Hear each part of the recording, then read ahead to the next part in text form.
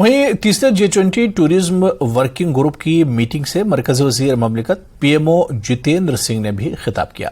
इस मौके पर डॉक्टर जितेंद्र सिंह ने पीएम मोदी के वन अर्थ वन फैमिली के विजन को दोहराया।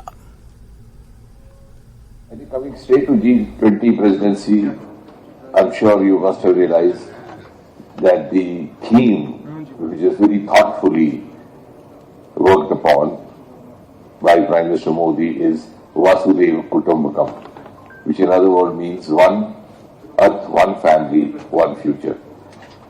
And if you give it a deeper thought, it is in fact a reflection of the reverence that traditionally India has for the value of life. Life in all forms, the human life, the animal life, the plant life, the microorganism life.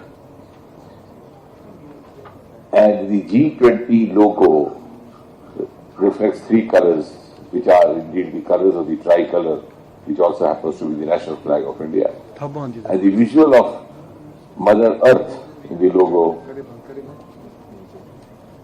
we could say, symbolizes our pro-planet approach or pro-planet leanings. And today when we meet here at the scenic spot of Srinagar, we have this deep realization within us that we are all a part of the global world, and India under Prime Minister Modi is very conscious of that. Our challenges are global, our concerns are global, our benchmarks are global, and our growth has also to be global. And that's why Prime Minister Modi has been time and again in COP meeting expressing his concern about the climate challenges. We have also committed to achieve net zero target by 2070. And I think another significance of holding this event in Srinagar is also that it's a strange blend of our traditional heritage and the most modern infrastructural monuments with cutting-edge technology. Srinagar, Kashmir, has been one of the earliest seats of learning both in Persian as well as in Sanskrit. It has a wide range of craftsmanship, artisanship, ranging from carpets, embroidery, shawls. Recently we had Basoli painting achieving GI tag. And on the other hand, the most infrastructural upgraded monuments. We have the highest railway bridge of the world over here, which is 35 meters higher than the Eiffel Tower. It's located on river Shimla, which is one of the largest rivers of India.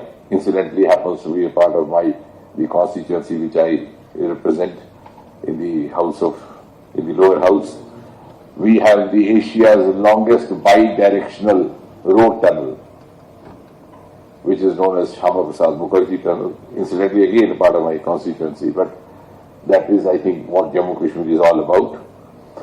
And I'm sure all these perspectives would add value to our thought processes. I was told in the earlier meetings, the priorities have been green tourism, digitalization skill, MSME tourism, destination management. I'm sure from here we'll move on.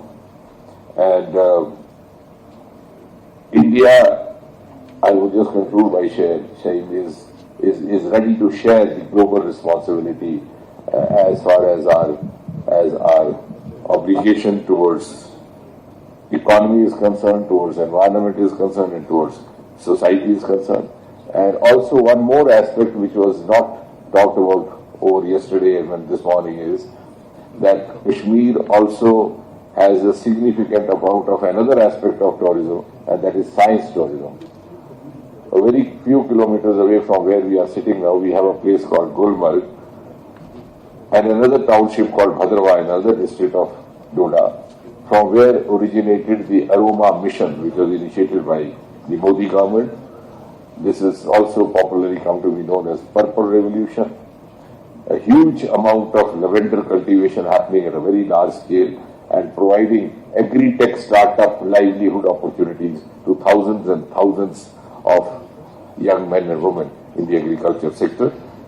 And therefore, I think it's also some kind of a distinction of the place where we are sitting today to discuss tourism in various facets. When we discuss it in various facets, the agri-tourism combined with the agri-tech is also one important salient feature of the place that we are gathered today. I'm sure when we go back from here, we shall go back wiser than before and also much more resolved to work together cohesively for the common cause and the common challenge that we face. Thank you once again.